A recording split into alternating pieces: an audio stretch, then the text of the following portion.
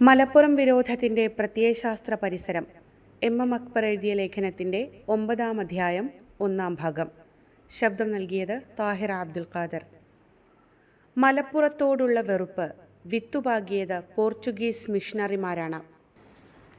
ക്രിസ്തു ശിഷ്യനായ തോമാ ശ്ലീഹ ക്രിസ്താബ്ദം 52 കേരളത്തിലെ മുസിരിസിൽ അഥവാ ഇന്നത്തെ കൊടുങ്ങല്ലൂരിൽ വന്ന് ബ്രാഹ്മണരെ മതം മാറ്റുകയും 7 പള്ളികൾ നിർമ്മിക്കുകയും ആദിമസഭ സ്ഥാപിക്കുകയും ചെയ്തുവെന്നാണ് പരമ്പരാഗതമായ ക്രൈസ്തവ വിശ്വാസം. ഈ വിശ്വാസത്തിന് ചരിത്രപരമായ തെളിവുകളൊന്നുമില്ല എന്നാണ് ചരിത്രകാരന്മാർ കരുതുന്നത്. എന്നാൽ നേർക്കുനേരെയുള്ള തെളിവുകളില്ലെങ്കിലും നൂറ്റാണ്ടുകളായുള്ള ക്രൈസ്തവ വിശ്വാസത്തിന് ഉപോത്ബലകമായ വാമൊഴികളും ഐതിഹ്യങ്ങളും കണക്കിലെടുക്കുമ്പോൾ തോമാ ശ്ലീഹ കഥ ശരിയാണ് എന്ന് കരുതേണ്ടി വരും എന്ന് അഭിപ്രായപ്പെടുന്നവരുമുണ്ട്. അവരിൽ പ്രധാനിയാണ് സ്കോട്ടിഷ് ഓറിയൻ്റലിസ്റ്റും മിഷണറിയുമായ J.N. ഫർക്വർ. 1-ാം നൂറ്റാണ്ട് മുതൽ തന്നെ ജൂതന്മാർ കൊടുങ്ങല്ലൂരിൽ ഉണ്ടായിരുന്നുവെന്നതിനാൽ അവരെ സുവിശേഷം അറിയിക്കാനായി ഒരു ക്രിസ്തു ശിഷ്യൻ വന്നിരിക്കാൻ സാധ്യതയുണ്ട് എന്നതാണ് അദ്ദേഹത്തിൻ്റെ ഒന്നാമത്തെ തെളിവ്. റോമിൽ നിന്ന് അവിടേക്കുള്ള കപ്പൽ മാർഗം അന്ന് നിലനിന്നിരുന്നു എന്നതിനാൽ അങ്ങനെ വരാനുള്ള സാധ്യത നിഷേധിക്കാനാവില്ല എന്നതാണ് രണ്ടാമത്തെ തെളിവ്. 3-ാം നൂറ്റാണ്ടിൽ സുറിയാനിയിൽ രചിക്കപ്പെട്ട വിശുദ്ധ തോമാ ശ്ലീഹായുടെ പ്രവർത്തനങ്ങൾ എന്ന കൃതിയിൽ അദ്ദേഹം ഇന്ത്യയിലെത്തിയതായി പരാമർശിക്കുന്നുണ്ട് എന്നതാണ് മറ്റൊരു തെളിവ്. ഈ തെളിവുകളോടൊപ്പം ക്രിസ്ത്യൻ പാരമ്പര്യങ്ങളിലും പാട്ടുകളിലും ഈ കഥയുണ്ട് എന്നതിനാൽ തന്നെ അതിന് യാതൊരു അടിത്തറയുമില്ല എന്ന് പറയാൻ കഴിയില്ല എന്നാണ് ഫർക്വർ സമർത്ഥിക്കുന്നത്. അടുത്ത കാലത്ത് നടന്ന ഉത്ഖനനങ്ങൾ നടത്തിയ പുരാതന മുസിരിസ് നഗരത്തിൻ്റെ അവശേഷിപ്പുകൾ ഫർക്വറിൻ്റെ നിഗമനങ്ങളെ സാധൂകരിക്കുന്നതായി കരുതുന്നവരുണ്ട്.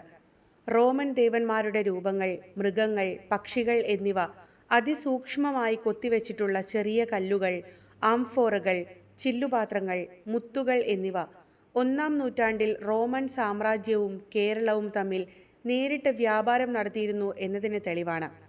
അവയുടെ കാർബൺ ഡേറ്റിംഗ് ക്രിസ്തുവിന് മുമ്പ് 500 മുതൽ ക്രിസ്തുവിന് ശേഷം 500 വരെയുള്ള കാലഘട്ടത്തിലുള്ളവയാണ് എന്ന് വ്യക്തമാക്കുന്നു. ചെങ്കടൽ തീരത്തെ ബെറണിക്കെ തുറമുഖത്ത് നിന്ന് മുസിരിസിലേക്കുള്ള വ്യാപാര രേഖകളും റോമൻ മുദ്രകളും അവിടെ റോമൻ കപ്പലുകൾ വന്നിരുന്നുവെന്ന് വ്യക്തമാക്കുന്നു. പശ്ചിമേഷ്യൻ രാജ്യങ്ങളിൽ നിന്നുള്ള മൺപാത്രങ്ങളും മുദ്രകളും 1-ാം നൂറ്റാണ്ടിൽ തന്നെ അവിടെ ജൂതന്മാരുണ്ടായിരുന്നുവെന്ന് സൂചിപ്പിക്കുന്നവയാണ്.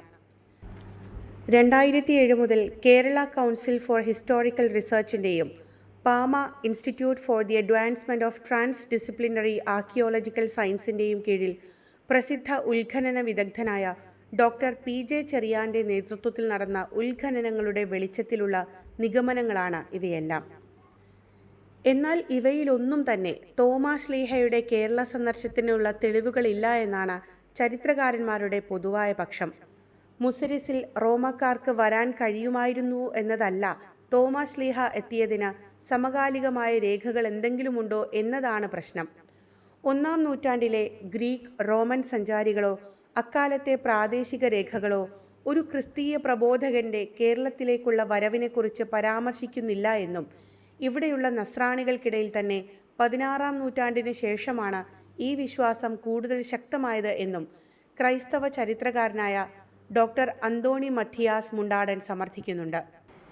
ഇന്ത്യയിലെ ഹുണ്ടഫറസ് രാജാവിനെ അദ്ദേഹം സന്ദർശിച്ചുവെന്ന് പ്രതിപാദിക്കുന്ന വിശുദ്ധ തോമാ ശ്ലീഹായുടെ പ്രവർത്തനങ്ങൾ ഒരു ചരിത്രരേഖയായി പരിഗണിക്കാൻ കഴിയാത്ത വിധം അതിഭാവുകത്വങ്ങളാൽ നിബിഡമാണ് എന്ന് പല പണ്ഡിതന്മാരും സൂചിപ്പിച്ചിട്ടുണ്ട്. അതിലെ പരാമർശങ്ങൾ പരിഗണിച്ചാൽ പോലും ചരിത്രപരമായി ഗുണ്ടഫറസ് ഭരിച്ചിരുന്നത് ഉത്തരേന്ത്യയിലോ പാകിസ്ഥാൻ ഭാഗത്തോ ആണെന്നും ദക്ഷിണേന്ത്യയുമായി ഇതിന് ബന്ധമൊന്നുമില്ല എന്ന വസ്തുത A.S. അതിയ സമർത്ഥിക്കുന്നുണ്ട്. വാമൊഴിയായി കൈമാറ്റം ചെയ്യപ്പെട്ട മാർത്തോമൻ പാട്ടുകൾ, വീരടിയാൻ പാട്ടുകൾ എന്നിവ 16-ാം നൂറ്റാണ്ടിന് ശേഷം രചിക്കപ്പെട്ടവയാണ് എന്നാണ് ഭാഷാവിദഗ്ധരുടെ കണ്ടെത്തൽ എന്നതിനാൽ അവയെ 1-ാം നൂറ്റാണ്ടിലെ സംഭവത്തിനുള്ള ചരിത്രരേഖയായി സ്വീകരിക്കാൻ കഴിയില്ല എന്ന വാദവുമുണ്ട്. കൊടുങ്ങല്ലൂരിലെ പഴയ പള്ളികളിൽ പലതിൻ്റെയും ശിലാഫലകങ്ങൾ മധ്യകാലഘട്ടത്തിന് ശേഷമുള്ളവയാണ് എന്നും അവയിലൊന്നും 1-ാം നൂറ്റാണ്ടിലേക്ക് എത്തുന്നവയല്ല എന്നുമുള്ള വസ്തുതകളും കേരളത്തിൽ അപ്പോസ്തലിക സാന്നിധ്യമുണ്ടായിട്ടുണ്ട് എന്ന വാദത്തിനുള്ള എതിർവാദമായി ഉന്നയിക്കപ്പെട്ടിട്ടുണ്ട്. തോമാ ശ്ലീഹ നമ്പൂതിരിമാരെ മതം മാറ്റിയാണ് കേരളത്തിലെ ആദ്യ സഭയുണ്ടാക്കിയത് എന്ന വാദം ചരിത്രപരമായി നിലനിൽക്കുന്നതല്ല എന്ന് ഡോക്ടർ MGS നാരായണൻ തെളിവുകൾ ഉദ്ധരിച്ച് സമർത്ഥിക്കുന്നുണ്ട്. 1-ാം നൂറ്റാണ്ടിൽ കേരളത്തിൽ നമ്പൂതിരി ആധിപത്യമോ ജാതി വ്യവസ്ഥയോ നിലവിലുണ്ടായിരുന്നില്ല എന്നും 8-ാം നൂറ്റാണ്ടിനോടടുപ്പിച്ചാണ് നമ്പൂതിരിമാർ കേരളത്തിൽ അധികാര കേന്ദ്രങ്ങളായി മാറുന്നത് എന്നും അതിനാൽ 1-ാം നൂറ്റാണ്ടിൽ ബ്രാഹ്മണരെ മതം മാറ്റിയെന്ന വാദം കാലഗണനാപരമായ പിശകാണ് എന്നുമാണ് അദ്ദേഹത്തിൻ്റെ പക്ഷം.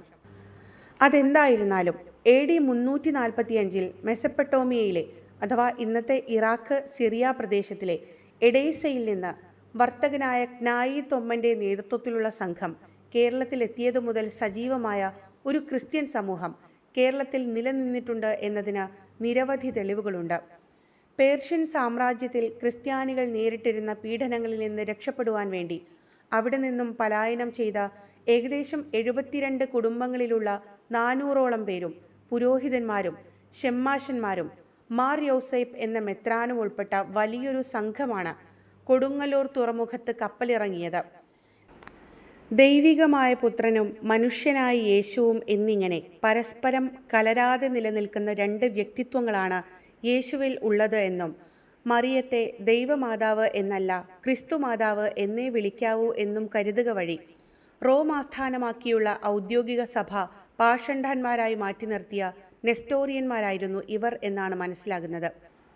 കേരളത്തിലെ ക്രിസ്ത്യാനികളുടെ ആത്മീയ നേതൃത്വം നെസ്റ്റോറിയൻ വിശ്വാസത്തിൻ്റെ വക്താവായിരുന്ന പേർഷ്യയിലെ ബാബിലോണിയൻ പാർത്രിയാക്കീസിനായിരുന്നു എന്നതും നെസ്റ്റോറിയൻ സഭയുടെ തനതായ അദ്ദായിയുടെയും മാറിയുടെയും ആരാധനാക്രമമാണ് അവർ പിന്തുടർന്നത് എന്നതും കോട്ടയം വലിയ പള്ളിയിലും മറ്റും കാണപ്പെടുന്ന പേർഷ്യൻ കുരിശുകളിൽ കൊത്തിവച്ചിരിക്കുന്ന പഹ്ലവി ലിഖിതങ്ങൾ നെസ്റ്റോറിയൻ സ്വാധീനത്തെ ശരിവെക്കുന്നതാണ് എന്നും 6-ാം നൂറ്റാണ്ടിൽ കേരളം സന്ദർശിച്ച കോസ്മാസ് ഇൻഡിക്കോപ്ലസ്റ്റസിൻ്റെ പേർഷ്യയിൽ നിന്നും അഭിഷേകം ചെയ്യപ്പെട്ട മെത്രാന്മാരാണ് മലബാറിലെ വിശ്വാസികളെ നയിച്ചിരുന്നത് എന്നുമുള്ള പരാമർശവുമെല്ലാമാണ് ഇതിനുള്ള തെളിവുകൾ. അന്നത്തെ കേരളം ഭരിച്ചിരുന്ന ചേരമാൻ പെരുമാൾ വർത്തകരായ ജ്ഞാനായി തൊമ്മനെയും സംഘത്തെയും വളരെ ആദരവോടെയാണ് സ്വീകരിച്ചത് എന്നാണ് ഐതിഹ്യം. അതിന് കാരണമുണ്ടായിരുന്നു. വിദേശികളായ വർത്തകരെ സ്വീകരിക്കുകയും അവരിലൂടെ നാടിന് സാമ്പത്തിക അഭിവൃദ്ധി ഉണ്ടാക്കുകയും ചെയ്യുക എന്ന നയമാണ് രാജാക്കന്മാർ പിന്തുടർന്നിരുന്നത്. ക്നായി തൊമ്മന് രാജാവ് 72 പ്രത്യേക പദവികൾ വെങ്കല ഫലകങ്ങളിൽ അഥവാ കോപ്പർ പ്ലേറ്റ്സിൽ രേഖപ്പെടുത്തി നൽകി. ഇതിനെയാണ് ചേരമാൻ പെരുമാൾ ചെപ്പേടുകൾ എന്ന് വിളിക്കുന്നത്. ചേര രാജാക്കന്മാരുടെ തലസ്ഥാനവും തുറമുഖ നഗരവുമായിരുന്ന കൊടുങ്ങല്ലൂരിലെ മഹാദേവർ പട്ടണം എന്ന ഭാഗം ക്രിസ്ത്യാനികൾക്ക് താമസിക്കാനും വ്യാപാരം നടത്താനുമായി രാജാവ് വിട്ടുകൊടുത്തു. ഇതിനെയാണ് ചേരമാൻ പറമ്പ് എന്ന് വിളിക്കുന്നത്. ക്നായി തൊമ്മനും സംഘവും നടത്തിയത് കൊടുങ്ങല്ലൂരിൻ്റെ വ്യാപാര മേഖലയിൽ വലിയ വളർച്ചയുണ്ടാക്കിയ കുടിയേറ്റമായിരുന്നു. 1341 മഹാപ്രളയത്തിൽ പെരിയാറിലൂടെ ഒഴുകിവന്ന മണലും എക്കലും ചേർന്ന് തുറമുഖത്തിൻ്റെ മുഖദ്വാരം അടക്കുകയും വലിയ കപ്പലുകൾക്ക് അവിടെ അടുക്കാൻ കഴിയാതാവുകയും സമുദ്രത്തിൽ നിന്നും വൈപ്പിൻ ദ്വീപ് ഉയർന്നു വരികയും അങ്ങനെ മുസിരിസ് തകരുകയും പകരം സ്വാഭാവികമായി കൊച്ചി തുറമുഖം രൂപപ്പെടുകയും ചെയ്തതോടെ സമുദ്രവ്യാപാരത്തിൻ്റെ കേന്ദ്രം എന്ന മുസിരിസിൻ്റെ ഖ്യാതി ഇല്ലാതായി. വെള്ളപ്പൊക്കത്തെ തുടർന്ന് കൊടുങ്ങല്ലൂരിൽ വ്യാപാരം അസാധ്യമായപ്പോഴാണ് പല ജ്ഞാനായ കുടുംബങ്ങളും നസ്രാണി കുടുംബങ്ങളും കോട്ടയം, ചങ്ങനാശ്ശേരി, കടുത്തുരുത്തി തുടങ്ങിയ ഭാഗങ്ങളിലേക്ക് കുടിയേറിയത്. വ്യാപാരത്തിൻ്റെ കേന്ദ്രം കൊച്ചിയായി മാറിയെങ്കിലും കൃഷിക്കും ആഭ്യന്തര വ്യാപാരത്തിനും അനുയോജ്യമായ കോട്ടയത്തെ കായൽ തീരങ്ങൾ അവർ തിരഞ്ഞെടുത്തതോടെയാണ് വെമ്പൊലിനാട് എന്ന നാട്ടുരാജ്യത്തിൻ്റെ ഭാഗമായിരുന്ന കോട്ടയവും പരിസര പ്രദേശങ്ങളും ക്രിസ്ത്യൻ പ്രദേശങ്ങളായി മാറിയത്. കടൽ കടന്നുള്ള വ്യാപാരത്തോടൊപ്പം തോട്ടവിളകളുടെ കൃഷിയിലും അവർ ശ്രദ്ധ കേന്ദ്രീകരിച്ചു തുടങ്ങുന്നതും ഇക്കാലത്താണ്. ആഗമനകാലം മുതൽ ക്രിസ്ത്യാനികൾ അനുഭവിച്ച 72 പദവികളാണ് അവരുടെ സാമൂഹികവും സാമ്പത്തികവുമായ ഔന്നത്യത്തിന് കാരണമായത്. ചേരമാൻ പെരുമാൾ ചെപ്പേടുകളിൽ രേഖപ്പെടുത്തപ്പെട്ട സാമ്പത്തികവും സാമൂഹികവും ഭരണപരവുമായ അവകാശങ്ങൾ അനുഭവിച്ച് കേരളത്തിലെ വർത്തക സമുദായമായി നിലനിൽക്കുകയാണ് അവർ ചെയ്തത്. പകൽ വിളക്ക് അഥവാ പകൽ സമയത്തും വിളക്ക് തെളിയിച്ച് യാത്ര ചെയ്യാനുള്ള അവകാശം, പാവാട അഥവാ വഴിയിൽ തുണി വിരിച്ച് അതിനു മുകളിലൂടെ നടക്കാനുള്ള അവകാശം, ആണ്ടോഴം അഥവാ രാജകീയമായ പല്ലക്കിൽ യാത്ര ചെയ്യാനുള്ള അനുമതി, രാജവാദ്യം അഥവാ കൊമ്പ്, കുഴൽ തുടങ്ങിയ പ്രത്യേകതരം സംഗീത ഉപകരണങ്ങൾ ഉപയോഗിക്കാനുള്ള അവകാശം, തോരണം അഥവാ വീടുകളിലും പന്തലുകളിലും തോരണങ്ങൾ കെട്ടാനുള്ള അനുമതി, ശിബിക അഥവാ പ്രത്യേകതരം പല്ലക്ക് ഉപയോഗിക്കാനുള്ള അവകാശം, തലേക്കെട്ട് അഥവാ തലയിൽ സവിശേഷമായ രീതിയിൽ വസ്ത്രം ധരിക്കാനുള്ള അവകാശം, കച്ചപുറം അഥവാ അരയിൽ പ്രത്യേക രീതിയിലുള്ള വസ്ത്രധാരണം, വീരശൃംഖല അഥവാ കൈകളിൽ ധരിക്കാവുന്ന സ്വർണവളകൾ, നികുതി ഇളവ് അഥവാ വ്യാപാരത്തിന് നികുതി ഇളവുകൾ, ഭൂമിപ്പേറ് അഥവാ ഭൂസ്വത്തുക്കൾ കൈവശം വെക്കാനും കൈമാറ്റം ചെയ്യാനുമുള്ള അവകാശം, അടിമപ്പേറ് അഥവാ അടിമകളെ കൈവശം വെക്കാനും ക്രയവിക്രയത്തിനുമുള്ള അവകാശം എന്നിങ്ങനെ അവരനുഭവിച്ച 72 പദവികൾ രേഖപ്പെടുത്തിയ ചേരമാൻ പെരുമാൾ ചെപ്പേടുകൾ നഷ്ടപ്പെട്ടിട്ടുണ്ട്. പോർച്ചുഗീസ് ചരിത്രകാരനായ ഡീഗോ ഡി കൂട്ടോയുടെ വിശ്വപ്രസിദ്ധമായ ഡെക്കാഡാസ് ഡ ഏഷ്യ എന്ന പുസ്തക പരമ്പരയിൽ നിന്നാണ് ഡോക്ടർ ജേക്കബ് കൊള്ളപ്പറമ്പിൽ തൻ്റെ പുസ്തകത്തിൽ അവ ഉദ്ധരിക്കുന്നത്. അതിന് നൂറ്റാണ്ടുകൾക്ക് ശേഷം 849 വേണാട് രാജാവായിരുന്ന അയ്യനടികൾ തിരുവടികൾ കൊല്ലത്തെ തരിസാപ്പള്ളി നിർമ്മിച്ച പേർഷ്യൻ വ്യാപാരിയായ മറുവാൻ സാപ്പിർ ഈശോയ്ക്ക് നൽകിയ തരിസാപ്പള്ളി ചെപ്പേടുകളിൽ നിന്നും ഇവിടെ എത്തിയ ക്രിസ്ത്യാനികൾ അനുഭവിച്ച അവകാശങ്ങളെക്കുറിച്ച് കൂടുതൽ മനസ്സിലാക്കാവുന്നതാണ്. അപ്പോഴേക്ക് ജാതി വ്യവസ്ഥയിൽ അധിഷ്ഠിതമായ സാമൂഹ്യ നിയമങ്ങൾ നിലവിൽ വന്നു കഴിഞ്ഞിരിക്കണം. വർണ്ണാശ്രമ പ്രകാരം വ്യാപാരികളാവേണ്ട വൈശ്യരുടെ സാന്നിധ്യം വിരളമായിരുന്നതിനാൽ കച്ചവടക്കാരായ നസ്രാണികൾക്ക് വലിയ പരിഗണനയാണ് ലഭിച്ചത്. ജാതി വ്യവസ്ഥയുടെ ഭാഗമായി ബ്രാഹ്മണർക്കും നായന്മാർക്കും വ്യാപാരം നിഷിദ്ധമായിരുന്നതിനാൽ അത് ചെയ്യുന്ന ക്രിസ്ത്യാനികൾ വ്യാപാരി ജാതിയായി പരിഗണിക്കപ്പെട്ടുവെന്ന് പറയുന്നതാവും ശരി. കൊല്ലം നഗരത്തിൻ്റെ വികസനത്തിനായി ഭൂമിയും നികുതി ഇളവുകളും അടിമകളെയും സഭയ്ക്ക് വിട്ടുകൊടുക്കുന്നതായി തരിസാപ്പള്ളി ചെപ്പേടിൽ രേഖപ്പെടുത്തിയിട്ടുണ്ട്.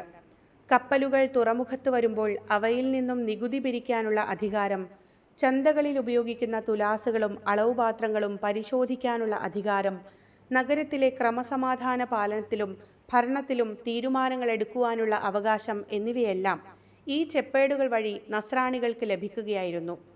പല പ്രദേശങ്ങളിലെയും വ്യാപാരത്തിന്മേലുള്ള ആധിപത്യം അവർക്കായിരുന്നു. ചില കച്ചവടങ്ങളിൽ അവർക്ക് ഏകാധിപത്യം നൽകുന്ന മണിഗ്രാമ പദവി കൂടി നൽകപ്പെട്ടതോടെ അവ അവരുടേതു മാത്രമായി തീർന്നുവെന്ന് MGS നിരീക്ഷിക്കുന്നുണ്ട്.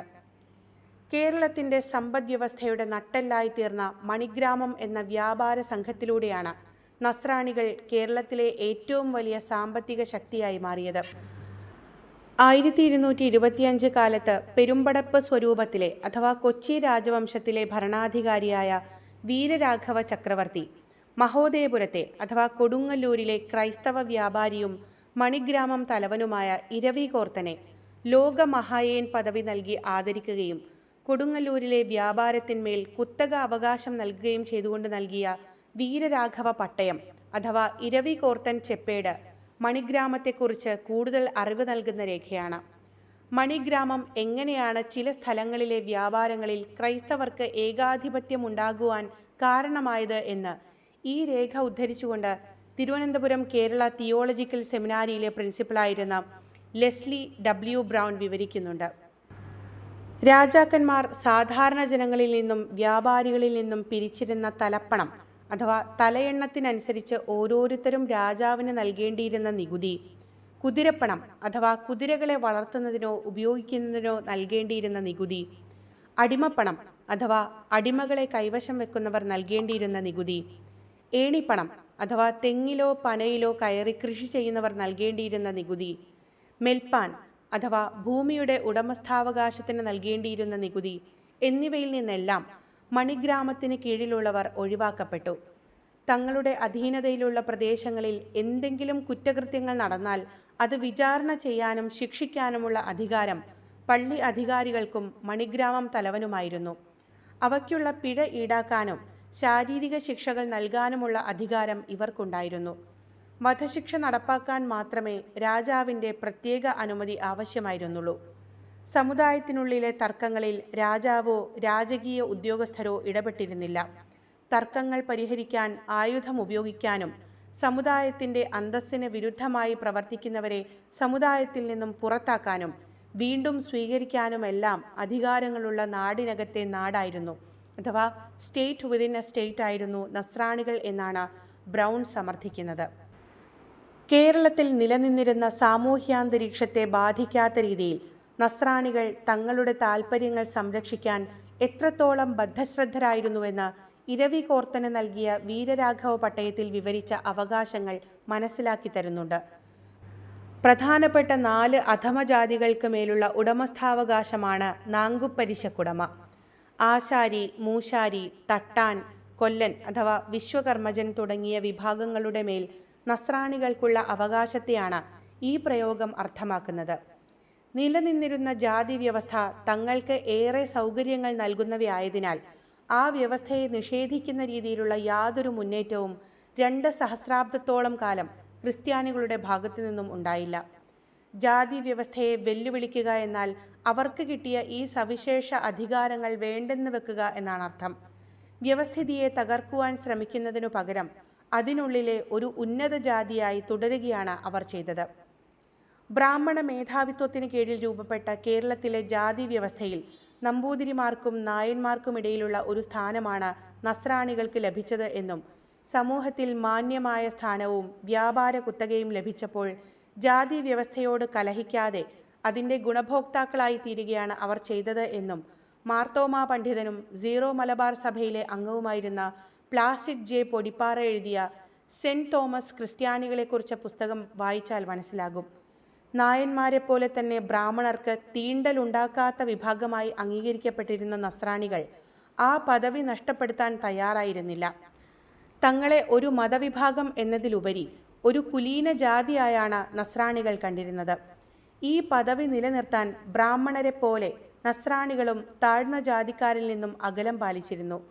ഒരു ഈഴവനോ പുലയനോ തൊട്ടാൽ നസ്രാണികൾ കുളിച്ച് ശുദ്ധിയാകുമായിരുന്നു. ഇതിന് തീണ്ടിക്കുളി എന്നാണ് പേര്. താഴ്ന്ന ജാതിക്കാർ പാകം ചെയ്ത ഭക്ഷണം അവർ കഴിക്കുമായിരുന്നില്ല. പള്ളികളിലെ നേർച്ച സദ്യകളിലും മറ്റും നസ്രാണികൾ നേരിട്ടാണ് ഭക്ഷണം തയ്യാറാക്കിയിരുന്നത്. വിവാഹ സദ്യകളിൽ പോലും ജാതിക്രമമനുസരിച്ചുള്ള ഇരിപ്പിടങ്ങളുണ്ടായിരുന്നു. താഴ്ന്ന ജാതിയിൽ നിന്ന് വന്ന ക്രൈസ്തവർക്ക് സവർണ നസ്രാണികളോടൊപ്പം ഇരുന്ന് ഭക്ഷണം കഴിക്കാൻ അനുവാദമില്ലായിരുന്നു. താഴ്ന്ന ജാതിക്കാർ വരുന്ന വഴിയിലൂടെ നടന്നാൽ പോലും ശുദ്ധി വരുത്തുന്ന രീതി ചിലയിടങ്ങളിൽ ഉണ്ടായിരുന്നു അത്രേ. നസ്രാണികളുടെ രാഷ്ട്രീയവും സാമൂഹികവും സൈനികവുമായ തലവനായിരുന്ന ആർക്കദിയാക്കോൻ ജാതിക്കു കർത്തവ്യൻ എന്നാണ് അറിയപ്പെട്ടിരുന്നത്. കേരളത്തിലെ രാജസദസ്സുകളിൽ സവിശേഷമായ സ്ഥാനമുണ്ടായിരുന്ന അദ്ദേഹമായിരുന്നു അത്രേ യുദ്ധസമയങ്ങളിൽ രാജാവിനെ സഹായിക്കാൻ നസ്രാണി പടയാളികളെ അഥവാ നസ്രാണി മാപ്പിളമാരെ അണിനിരത്തിയിരുന്നത്. പള്ളികളുടെ ഭരണവും സമുദായത്തിലെ നീതിന്യായ വ്യവസ്ഥയുമെല്ലാം നടത്തിയിരുന്ന ഇദ്ദേഹത്തിൻ്റെതായിരുന്നു സമുദായത്തിനുള്ളിലെ സിവിൽ ക്രിമിനൽ തർക്കങ്ങളിലെ അവസാനത്തെ വാക്ക്. ബിഷപ്പുമാർ അഥവാ മെത്രാന്മാർ വിദേശത്ത് നിന്ന് അഥവാ പേർഷ്യയിൽ നിന്നും വരുന്നവരായതുകൊണ്ട് അവർക്ക് മലയാളം അറിയില്ലായിരുന്നു. അതിനാൽ പള്ളികളുടെയും സ്വത്തുക്കളുടെയും യഥാർത്ഥ ഭരണം ആർക്കദിയാക്കോനായിരുന്നു നിർവഹിച്ചിരുന്നത്. ക്രിസ്ത്യാനികളായിരിക്കുമ്പോഴും സാംസ്കാരികമായി ഹിന്ദുക്കളായി തന്നെ തുടർന്ന നസ്രാണി ജാതിയുടെ നേതാവായിരുന്നു അദ്ദേഹമെന്ന് പറയുന്നതാവും ശരി. താലികെട്ട്, ജാതകം നോക്കൽ, പുലയും കുളിയും, ശ്രാദ്ധം അഥവാ ചാത്തം, വിദ്യാരംഭം, മന്ത്രവാദം എന്നിങ്ങനെയുള്ള ഹൈന്ദവ ആചാരങ്ങളെല്ലാം പിന്തുടരുന്ന ഹിന്ദുക്കളിലെ ഒരു ഉയർന്ന ജാതിയുടെ തലവൻ. കേരളത്തിലെ പല ക്രൈസ്തവ വിഭാഗങ്ങളും ഈ ആചാരങ്ങൾ ഇന്നും വ്യത്യസ്ത രൂപങ്ങളിൽ പിന്തുടരുന്നുണ്ട് എന്നാണ് PJ പൊടിപ്പാറയുടെ നിരീക്ഷണം. മറ്റുള്ളവരെ, വിശേഷിച്ചും താഴ്ന്ന ജാതിക്കാരെ ക്രിസ്ത്യാനികളാക്കിയാൽ തങ്ങളുടെ ജാതിശുദ്ധി നഷ്ടപ്പെടും എന്ന് ഭയപ്പെട്ടിരുന്നതുകൊണ്ടാണ് അക്കാലത്തെ ക്രിസ്ത്യാനികൾ മതപ്രചാരണം നടത്താതിരുന്നത് എന്ന് സ്കോട്ടിഷ് ദൈവശാസ്ത്രജ്ഞനായ ഡങ്കൻ B. ഫോറസ്റ്റർ നിരീക്ഷിക്കുന്നുണ്ട്. ജാതി വ്യവസ്ഥിതിയെ ഉപയോഗിച്ച് സമൂഹത്തിൽ ഉന്നത സ്ഥാനം നേടിയെടുക്കുകയും തങ്ങളുടെ പദവികൾ സംരക്ഷിക്കാൻ ആ വ്യവസ്ഥയുടെ സംരക്ഷകരായി നിലകൊള്ളുകയും ചെയ്ത അവർക്ക് മതപ്രചാരണം അരോചകമായിരുന്നുവെന്നാണ് അദ്ദേഹത്തിൻ്റെ പക്ഷം. താഴ്ന്ന ജാതിക്കാർ ക്രിസ്ത്യാനികളായാൽ തങ്ങളുടെ ഉയർന്ന ജാതി എന്ന പദവിക്ക് മങ്ങലേൽക്കും എന്ന് ഭയപ്പെട്ടതിനാൽ 19-ാം നൂറ്റാണ്ടിൽ മിഷണറിമാർ വന്ന് താഴ്ന്ന ജാതിക്കാരെ മതം മാറ്റിയപ്പോൾ ഈ പുതിയ ക്രിസ്ത്യാനികളെ തങ്ങളോടൊപ്പം ഇരുത്താൻ പോലും നസ്രാണികൾ തയ്യാറായില്ല എന്നും അതാണ് കേരളത്തിലെ സഭയ്ക്കുള്ളിൽ ജാതി വിവേചനം ശക്തമാവാൻ കാരണം എന്നും കൂടി ഫോറസ്റ്റർ സമർത്ഥിക്കുന്നുണ്ട്. തരിസാപ്പള്ളി ചെപ്പേട് പ്രകാരം പള്ളിക്ക് ലഭിച്ച അടിമകളെപ്പോലും മതം മാറ്റുകയോ ക്രിസ്ത്യാനികളാക്കുവാൻ ശ്രമിക്കുകയോ ചെയ്യാതിരുന്നതും ഇക്കാരണത്താൽ തന്നെയായിരിക്കണം. യേശുവിൻ്റെ അധ്യാപനങ്ങളിലേക്ക് ക്ഷണിക്കുകയോ സാമൂഹ്യ മാറ്റത്തിന് ശ്രമിക്കുകയോ ചെയ്യാതെ ജാതിയുടേത് എന്ന പോലെ അടിമത്തത്തിൻ്റെയും സൗകര്യങ്ങൾ ഉപയോഗപ്പെടുത്തി ഉയർന്ന സ്ഥാനങ്ങളുള്ള ഒരു പ്രഭുവർഗമായി നിലനിൽക്കുകയാണ് പോർച്ചുഗീസുകാരുടെ ആഗമനം വരെ കേരളത്തിലെ ക്രിസ്ത്യാനികൾ ചെയ്തത് എന്ന് സാരം. മതജീവിതവും മതപ്രബോധനവുമായിരുന്നില്ല ആനപ്പുറത്തുള്ള യാത്ര മുതൽ പകൽവിളക്ക് വരെയുള്ള പ്രഭു സൗകര്യങ്ങളായിരുന്നു ആദിമ ക്രിസ്ത്യാനികളുടെ മുഖമുദ്ര എന്നാണ് ഇതിൽ നിന്നും മനസ്സിലാകുന്നത്.